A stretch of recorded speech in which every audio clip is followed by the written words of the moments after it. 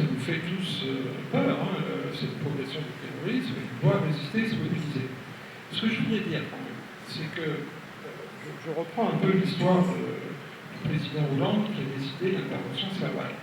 On n'a jamais prétendu qu'avec 5000 militaires français, on pouvait durablement maintenir à nous seuls la sécurité dans tout le Sahel, avec les millions de kilomètres carrés du Sahel. Jamais on a eu cette prétention.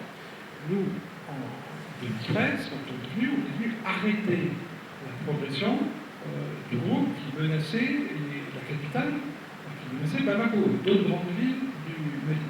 Ensuite, c'était aux forces maliennes de prendre le relais, aux administrations maliennes de s'installer dans les localités, et nous, on était derrière pour les aider, avec d'autres d'ailleurs.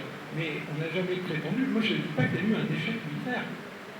On a éliminé un grand nombre de terroristes, on a stoppé la progression de la capitale, mais on n'a jamais prétendu qu'avec ces moyens-là, on était en mesure, et puis c'est pas notre vocation, c'est fini la période des colonies, c'est pas à nous d'assurer tout seul la sécurité de tout ça, c'est pas comme ça. C'est les pays qui se prennent en charge, c'est déjà ce qui se fait ici au Bénin.